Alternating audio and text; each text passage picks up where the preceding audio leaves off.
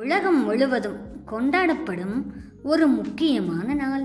அது பெண்களின் சக்தியையும் அமைதியையும் பொறுமையையும் போற்றும் நாள். மார்ச் 8 மகளிர் தினம்.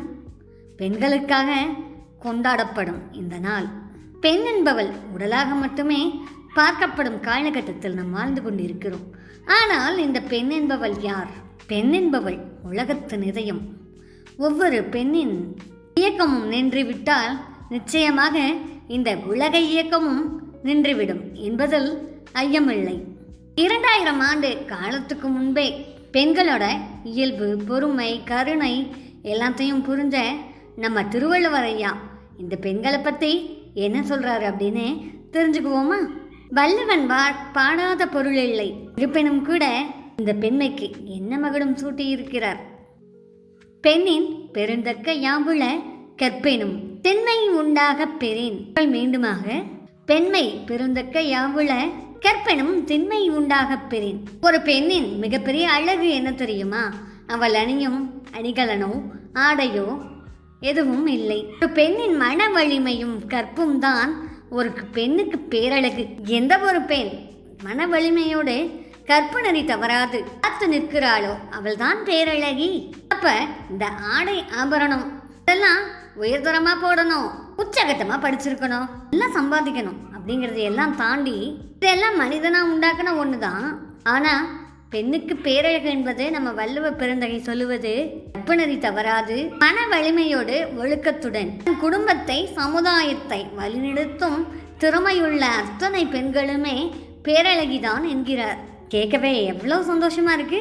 நிச்சயமா நம்மலாம் அப்ப பேரழகிதான். இந்த சமூகத்தை எல்லாராலையும் நடத்திவிட முடியாது. அனுதி அறிந்த எங்களோட மங்கையர் அவங்களால நிச்சயமா நல்லபடியாக அந்த சமூகத்தை நடத்த முடியும். குடும்பத்துல இருந்து ஆரம்பிச்சு சமூகம் வரைக்கும் அக்கறை கொண்ட பெண்கள் எத்தனை பேர். இங்க மீனான்னு ஒரு பொண்ணு இருக்காங்க. அவங்க பெரியதாலாம் எதுவும் படிக்கல, ஆனா அவங்களோட நடத்தை, நன்னடத்தை, ஒழுக்கம் எல்லாமே அந்த கிராமத்து மக்களை ஆச்சரியமா பார்க்க வச்சுச்சு. ஒட்டுமொத்த கிராமமுமே அந்த பெண்ணை மதிக்க வச்சுச்சு. மிகவும் பொறுமையாக அந்த கிராமத்துக்கு எது நல்லது எது கெட்டது அப்படின்னு யோசிச்சு செய்வாங்க. இதுக்கு படிப்பு என்பது அவசியமில்லை, பட்டறிவு என்பது கட்டாயம் தேவை. யார்கிட்ட எப்படி பேசணும், எந்த அளவுக்கு பொறுமையாகவும் கனிவாகவும் இரக்கத்தோடும் நடந்துக்கணும் அப்படின்னு சொல்லிக்கிட்டு மீனா நடந்துக்கிட்டாங்க. ஒட்டுமொத்த கிராமமே ஒரு பெரிய மாற்றத்தை சந்திச்சது. தனக்கு தேவையான அடிப்படை அனைத்து வசதிகளையுமே அந்த கிராமத்தில் உருவாக்குனாங்க மீனா. அந்த மீனா தன்னோட குழந்தைங்களுக்கு நல்ல பழக்க வழக்கங்களை கற்றுக் கொடுத்தாங்க. தன்னோட குழந்தைங்களை நல்லா வளர்த்ததோடு மட்டும் இல்லாமல் சமூகத்தின் மீது பொறுப்புணர்வோடும் அக்கறையோடும் இருந்தாங்க. இந்த உண்மையோடு மட்டுமே வள்ளுவர் ஐயா நிறுத்திக்கல. ஒரு வீட்டில் செல்வம் இருக்கலாம், வளம் இருக்கலாம், அத்துணையுமே இருக்கலாம்.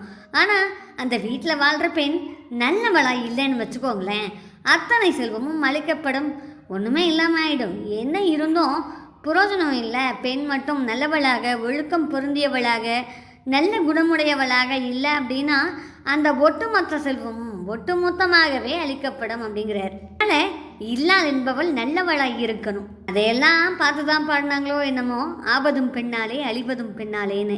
வீட்டில் ஒரு நல்ல பெண் இருக்காங்கன்னா அந்த வீடு சொர்க்கம் ஆயிடும்.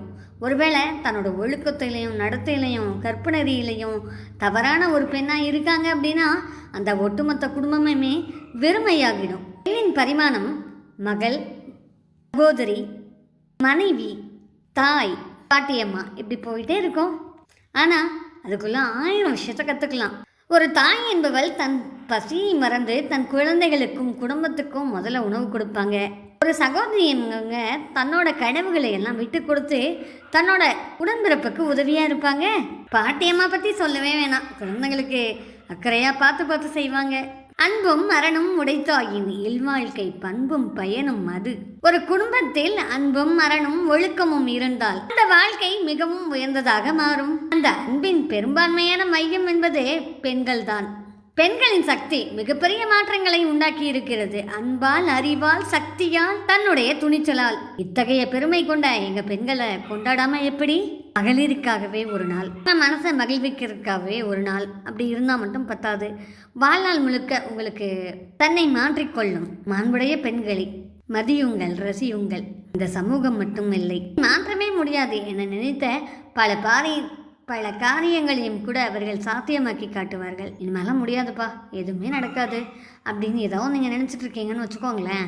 உங்கள் வாழ்க்கை துணைக்கிட்டேயோ சகோதரிக்கிட்டேயோ யாரோ ஒருத்தட்ட மகள்கிட்டையோ யாரோ ஒருத்தட்ட சொல்லி பாருங்களேன். நிச்சயமா அதெல்லாம் இல்லை, கண்டிப்பாக சாத்தியம். நம்ம முயற்சி பண்ணுவோம். நீங்கள் தோற்றுட்டதா எதுவும் நினைக்க வேண்டாம், நமக்கு வெற்றி நிச்சயம், நீங்கள் மனசை தளர வேண்டாம் அப்படின்னு நமக்கு தைரியம் சொல்லுவாங்க. ரொம்ப பெரிய பிரச்சனைன்னு நினச்சிக்கிட்டு வீட்டுக்கு வருவோம். ஆனால் நம்ம வீட்டில் ஒரு குட்டி பொண்ணு அதுக்கு சொல்யூஷன் சொல்லும் பாருங்கள். அட இவ்வளோ தானா, இதுக்கு ஏன் இவ்வளோ கண்கலங்குறீங்க, இதெல்லாம் சின்ன பிரச்சனை, சரி பண்ணிடலாம் அப்படின்னு சொல்லுவாங்க. இந்த ஒரு ஊக்கசக்தி இருந்தால் நம்ம வாழ்க்கையில் எவ்வளோ தூரத்தில் எவ்வளோ கஷ்டத்தில் இருந்தாலும் ஜெயிச்சிடலாம் அப்படின்றத நீங்கள் நம்புறீங்களா? உங்கள் வீட்டில் மகள், சகோதரி, அம்மா, மனைவி அப்படின்னு எல்லாருக்கும் மகளிர் தின வாழ்த்து சொல்லியாச்சா? தேநீர் கதைகள் தோழியின் மகளிர் தின வாழ்த்துக்கள். இப்போ தான் சேனலை முறையாக பார்க்குறீங்கன்னா நீங்கள் தேநீர் கதை தோழிக்கு தர முதல் பரிசாக ஒரு சப்ஸ்கிரைப் கொடுத்து சப்போர்ட் பண்ணுங்க. அன்பு சாதிக்க முடியாததை அகிலத்தில் எதுவும் சாதிக்கப் போவதில்லை. அன்பாய் இருப்போம், அன்புடனே கடப்போம். நடப்பது நாகரிகம் இல்லாமல் கூட இருக்கட்டும், அன்புடனே கடந்து செல்வோம்.